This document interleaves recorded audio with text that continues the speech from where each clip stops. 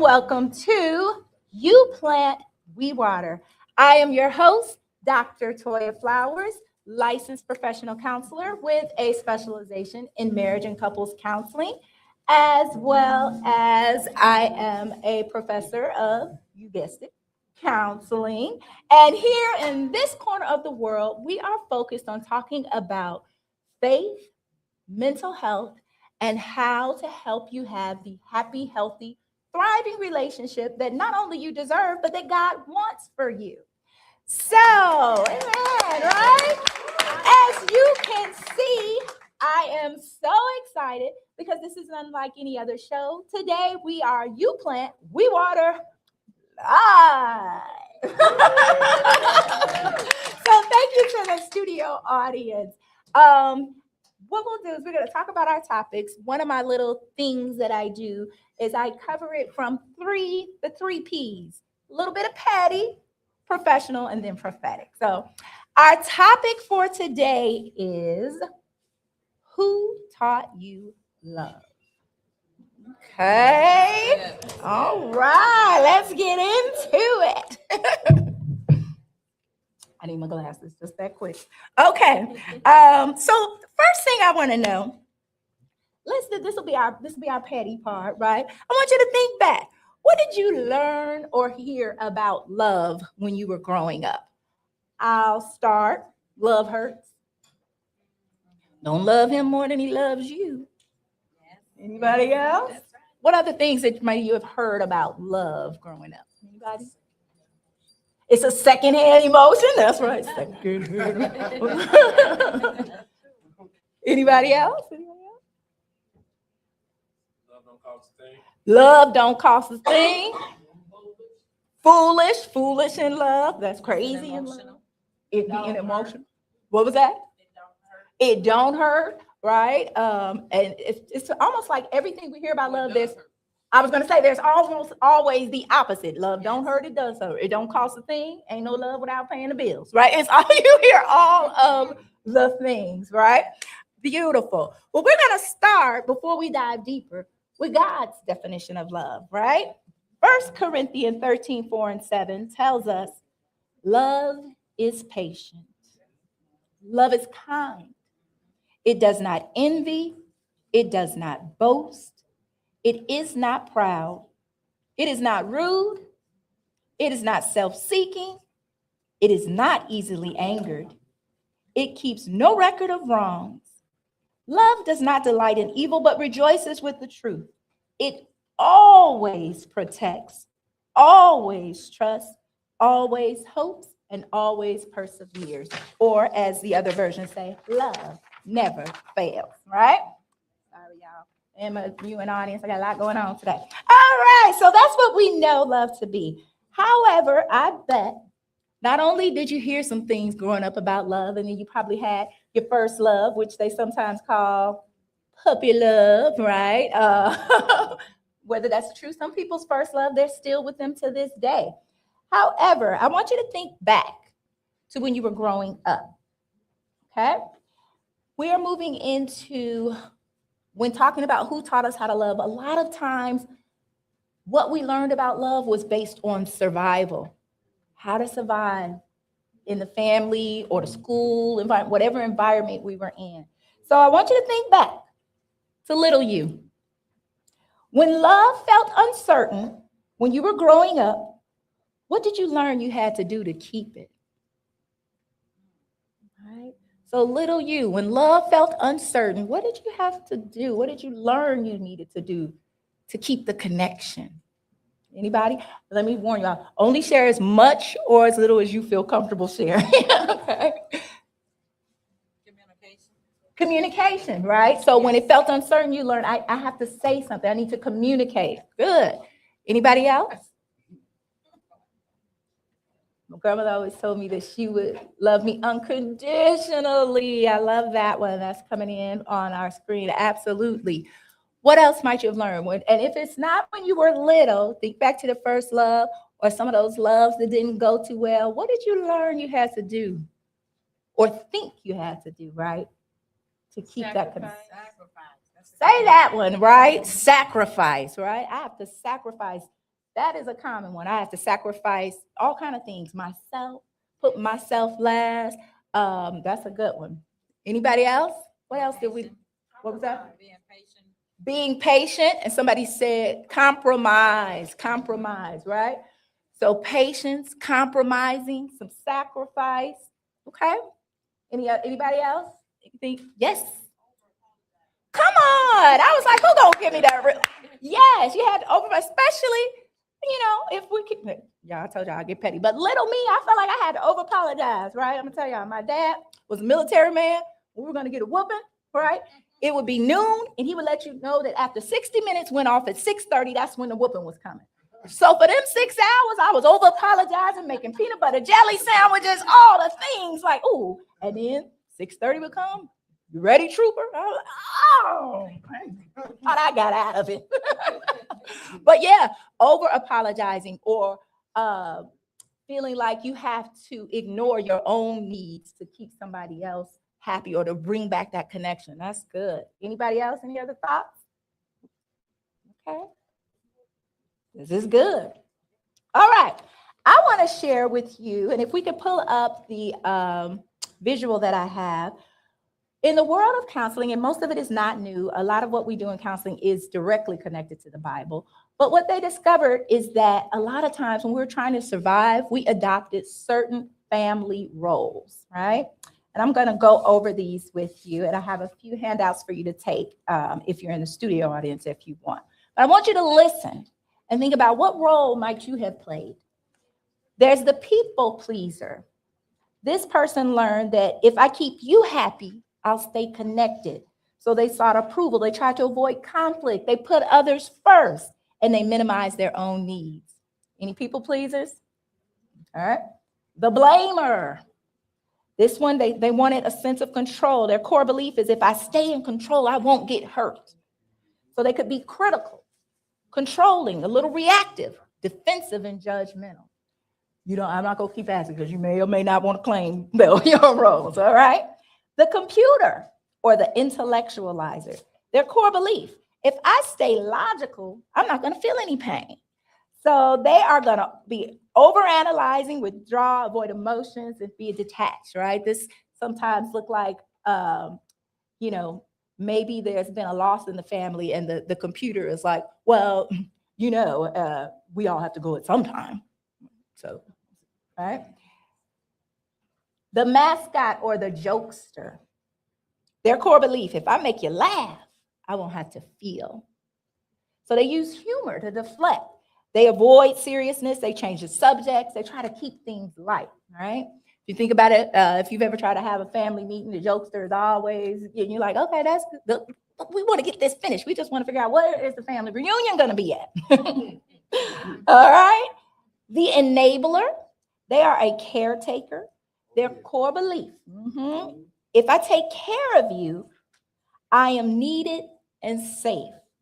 So they're going to overfunction, taking care of them. They're going to rescue and fix, and they might end up ignoring their own needs. The scapegoat or the troublemaker, core belief. If I cause the problem, I won't have to feel the pain. So they're seen as acting out, being rebels.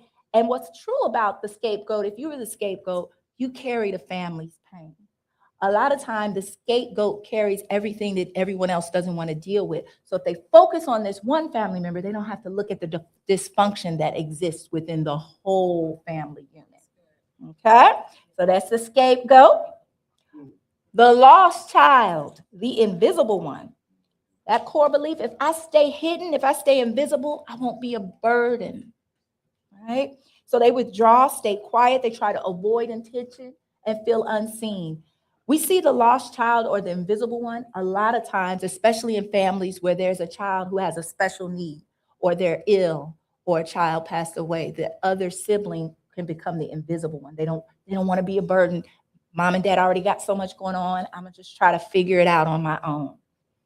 And then we have, last but not least, the hero, the golden child. All right. Their core belief, if I'm perfect, I'll be loved. So they're a high achiever, super responsible. They carry that pressure and they try to earn approval. So here in the studio audience and out there, I want you to think about when you were being taught how to love and you were trying to survive in the environment you were in, which of these roles did you see yourself adopting? A people pleaser, the blamer, the computer, the mascot, the enabler or caretaker, the scapegoat, the lost child, or the hero. Okay. Like I said, I'm not going to make y'all share your personal information since we live. But I want you to inside think about it, right? Be like, okay, where did I see myself in it? And hopefully, as I was saying the roles, you probably saw some of your other family members too, like, ooh, yes. I'm trying not to expose my own family up there, but like, that's it for you. You've been on TV talking about us. Don't tell nobody. I ain't gonna be that petty. But as you think about that, right? And we know, okay, we did what we needed to do as young people to survive, to figure out a way to get our needs met, to figure out how to fit in. What are you still carrying with you that you don't no longer need? You're not that little person anymore. Do you still have to be the enabler? Right? People pleaser. The people pleaser. Yes, that's a hard one to break, right?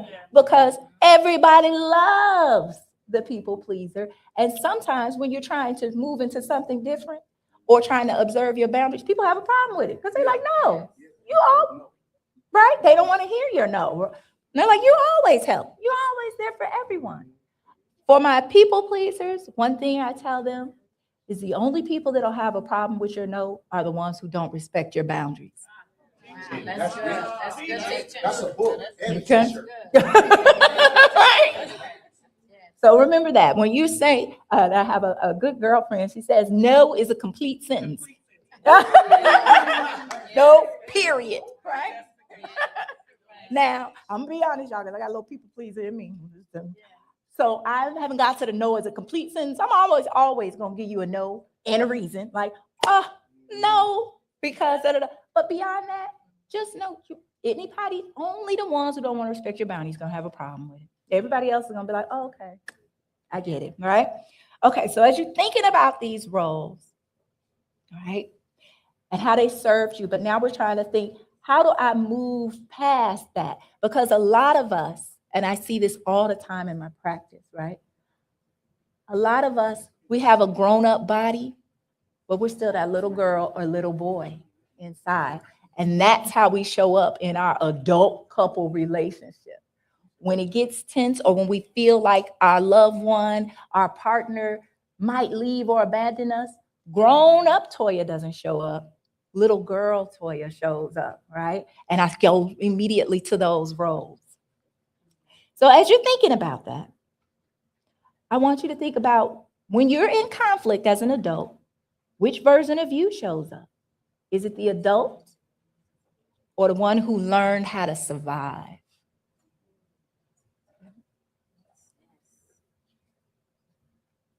All right? And it's okay.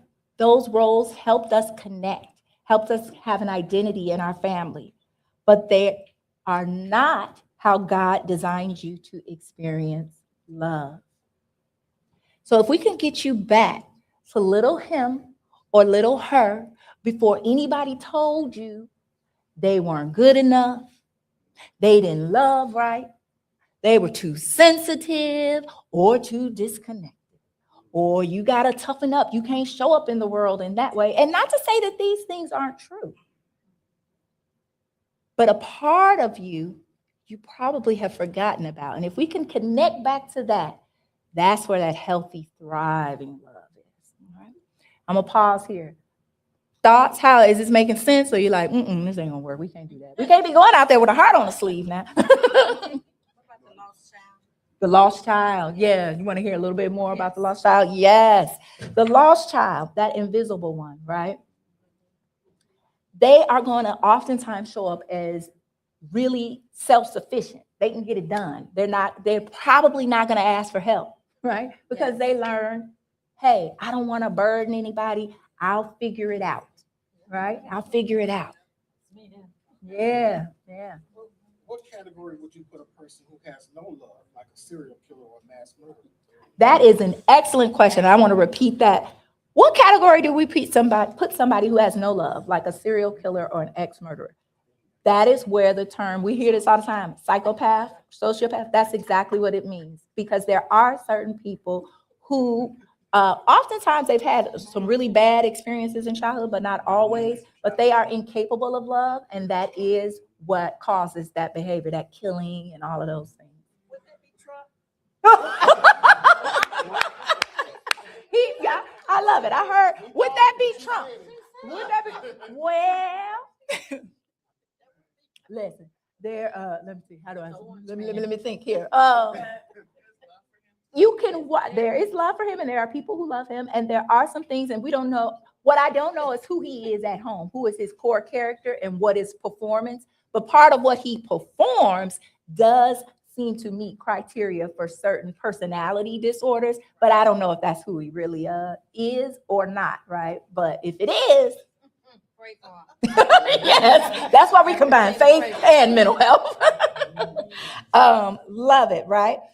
So, okay, we're doing good. So you're thinking about who showed up, right? And even now in conflict, who shows up, right? When I'm at it with my spouse or partner, when I'm at it with my sister or brother, is it little girl or little boy or the real me?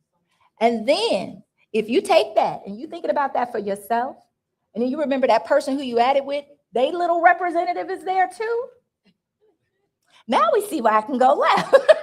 This is how I have a job, right? But something to think about.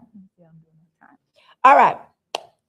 How do we begin to move into what healthy love looks like? One thing that we know the Bible says is love your neighbor as you love yourself, right? I think a lot of times where that doesn't work is most of us don't love ourselves. So how am I love you? Right?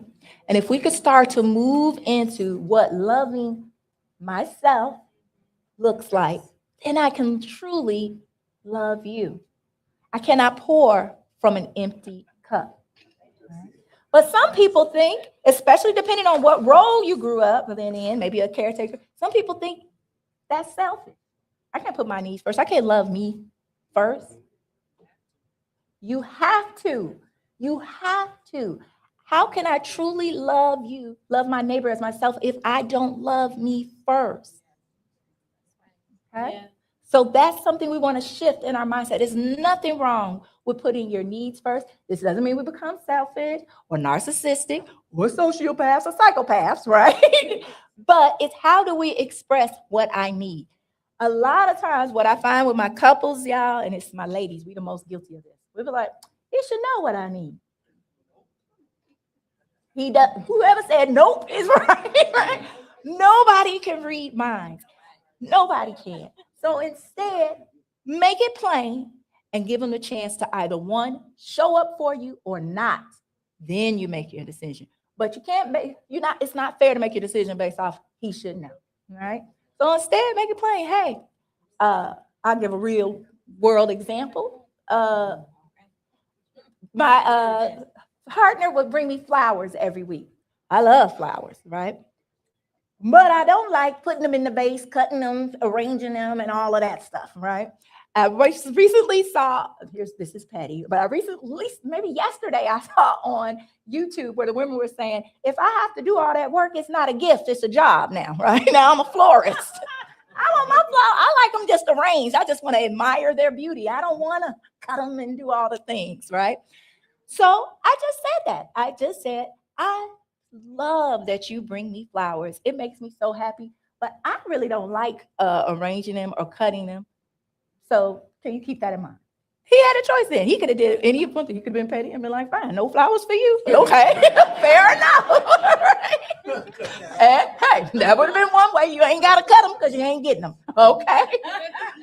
Or he could say, okay, I hear you. And I thank God that's what he did. He said, okay, I hear you. I'm going to still bring you flowers. And you know what he did? Come on, he arranged them. You don't get to see somebody meet your needs unless you tell them what they are.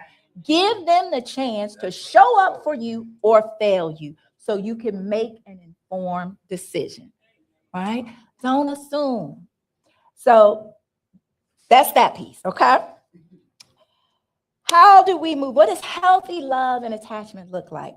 I'll tell y'all, there's nothing new under the sun. Healthy love flows as you are becoming. And how do we know when we're becoming? When we show the fruits of the Spirit, right? That's why it's in there. Love, kindness, long suffering, right? Yes. So that's what it looks like. And I want you to know, even myself, because sometimes what I find with my clients is we get discouraged because we think, man, this is a lot. I ain't perfect. I ain't gonna remember to bring the flowers cut or to how to say this. You don't have to be. You don't have to be. You could be completely flawed and healing, because this is about, as I said, I didn't say who you are. I said who you are becoming. All right. As long as you're still on your journey, we're all good.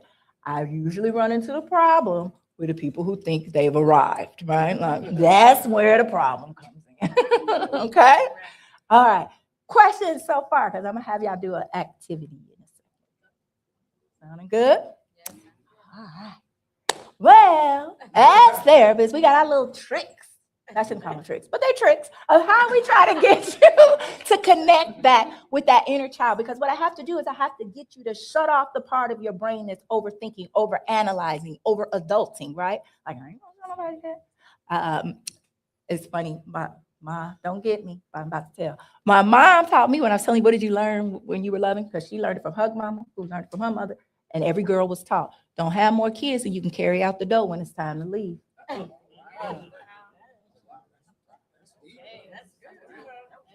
Right?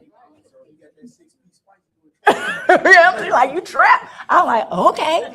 And whether I agree with it or not, when you know that's true, I got two. One for each hand, right? Now, because some things, even when we want to do better, it's in our subconscious. And we have this thing called generational patterns, right? They can be passed on via mouth, but they're also in our DNA. Some things we don't even have to say, and it's there. You know why Black people had a highest rate of things like diabetes and heart disease and things like that? The trauma from slavery and all of those things. It changes the shape of I don't know, now I'm not that kind of scientist, but it changes the DNA and then it just gets passed down and passed down. So that's why they'll use the word predisposed, right? But if you think about those diseases that we're predisposed to, they're all related to stress, all right? And what the stress, the reason it can pass down biologically, with the stress the mother feels in the womb goes directly to the baby, all right? So that's this, we can break these things though. So don't get me wrong. You can break and set your family on a whole nother path. And the way we do that is just through awareness, being aware. When is my little person showing up, right? What did they need? What do I wish somebody had said to them? Can I say it to them now? And you can talk to your inner child, right? But here's the activity we're gonna do. I want you to think, right?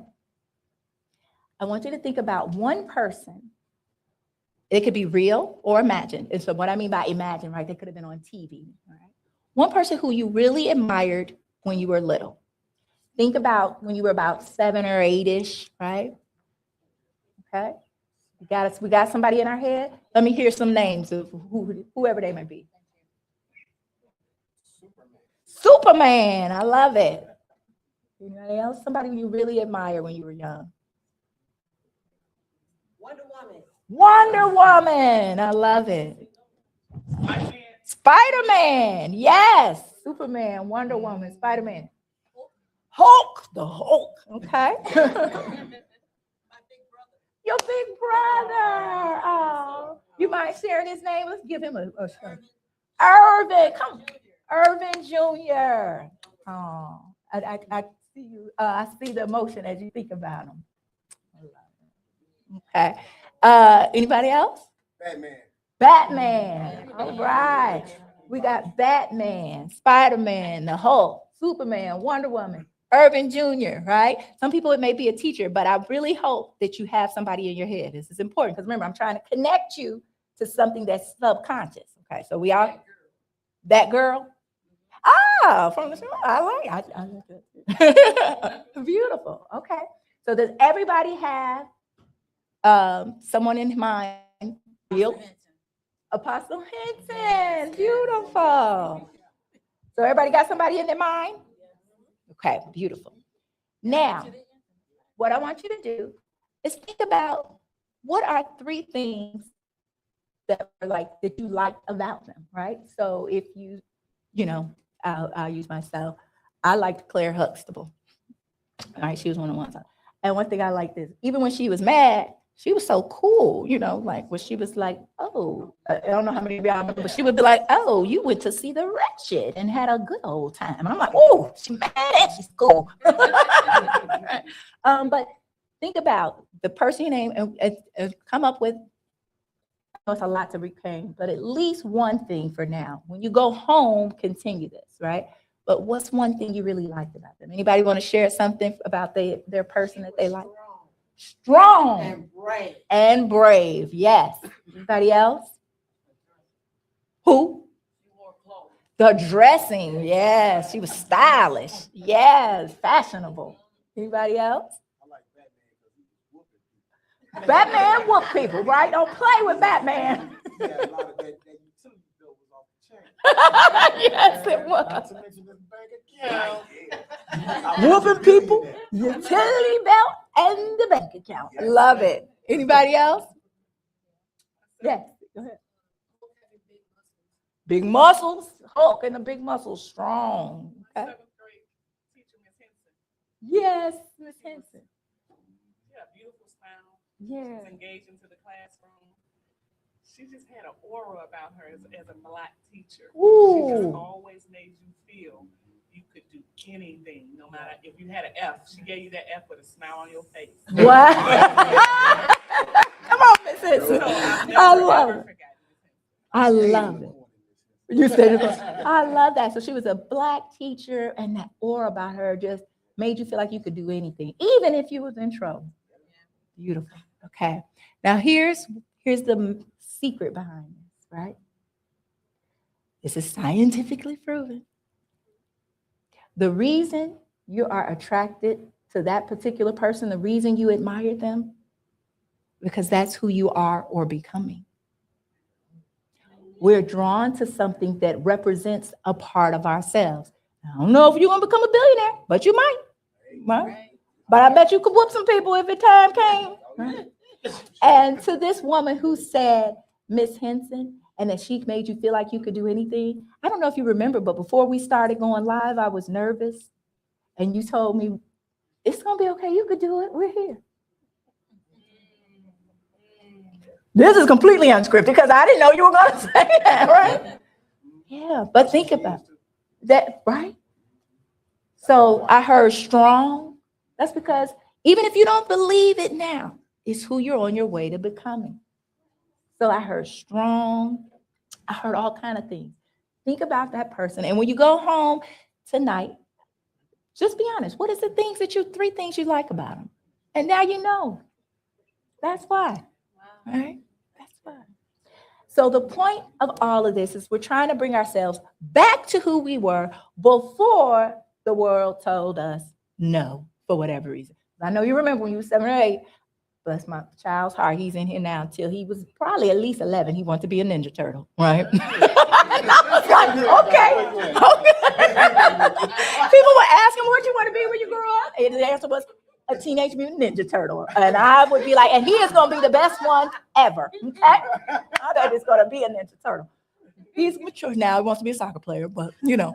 But again, for all of us, go back to who you were at the core before you had to build the walls and all of those things. That's where your healthy love starts. That's who God designed you to be in the world. And if you're in a situation or with a person or around people who make it feel unsafe for you to be who God called you to be, well, now you have some things to think about and try to decide, am I in the right environment? I tell my clients all the time, somebody said, what if you don't have a person? Great question. And had I not gave you the golden nugget, so usually with clients, I will keep you in there all day till you come up with somebody, right? I'll keep working with you because sometimes it's just more hidden. But now that I've told you how it works, it's going to be harder to work backwards because you're going to, every time you think about it, you're going to be like, I ain't like them. So you're not going to, I kind of gave you that hidden answer. But I would say if you couldn't think of a person, ask people who knew you growing up. Ask them. Like, do you remember somebody that I used to talk about all the time, or a show I used to watch all the time, or anything like that? And that might help you. Right? But yeah, so we're moving into who we were so that we can begin to have that healthy love, because it doesn't matter who taught you love. And some of us had people teach us love who were brilliant and were very loving, and they set us on the right path. Others had people teach us love who were doing the best they could, and they had been hurt and betrayed, and they were trying to make sure it didn't happen to you, which might have inadvertently put you on the wrong path. But today, you can choose a new path and start on the road to healthy love. I don't know how I'm doing on time. Yes, sir. You know what, Doc, I wanted you to answer this question. I would love to. Got a 911. Yes. How do you work with the psychopath in your home? Ooh, good question. I will tell you this, and I want to be honest, right? How do you work with a psychopath in your home? A psychopath is dangerous, right? And you're going to, honestly, and I don't know the specifics, but if you're living with a psychopath, you have to start making an exit plan. You've got to get out of there. I did a show recently, just my heart going out to the number of, and in this case, it's women who are being unalived by their partners. You got to get out of there. You don't know when's the day, right? You don't know. So, and that's a hard thing to do. You said. So what if the psychopath is your child? Now, if the psychopath is your child, this one gets tricky, right? Because you can't necessarily, you can't be like, okay, here's $1,000, may the odds be ever in your favor, right? We're leaving you the house. Nobody tell the child where we're going. No, but the beautiful thing about a child is their brain is still developing, and it's not too late for them, but you need to get help for them, serious help. And that might mean that they may need to be somewhere where they need more in treatment, in residential support, more than what you could provide as the parent. That's not a slight against you as the parent, but you might not be able to meet. But as a child, the brain is still developing. truth be told, the brain is still developing until 25. So some of my people that think they grown, that's why they make some of them choices. You'd be like, now, why would you? I said this to my college son, why would you do that? Right? But I remember, his brain ain't fully developed. And then when I'm arguing with him, because we get into it, me and my older son, we just back and forth. Then I think, why am I arguing with him? My brain is fully developed. Oh, yes. And I mean, when we going. I'm like, well, you don't. But that's a very tricky one. So please, if you are dealing with anyone who has real tendencies for psychopathy or sociopathy, which means they could, and you'll know with children, there's certain things that have been in common with a lot of serial killers, like wanting to harm animals and things like that. You start seeing some of that, it's time to get some help. You need some support because you may have other children that you have to protect as well. Good questions. Anybody else? This person, I'm just trying to get this person. I like that. Because God put this person in my spirit. They saying, what if they don't have nobody to talk to or go, I'm assuming. Yes, and most people don't, right? And I don't want to oversimplify this because when I say you need to make a plan to get out of it, that's why I said a plan. I didn't say leave tomorrow because the most dangerous time for anyone is when they're leaving. So this isn't something you want to rush into, but if you have nobody, no help, there still are resources. You can contact shelters, domestic violence hotline. Just because someone has never hit you doesn't mean you can't get support from domestic abuse hotlines. And the person that is sharing this, please reach out to me. I will support you. We will get you in contact with some resources and help you start to build a plan.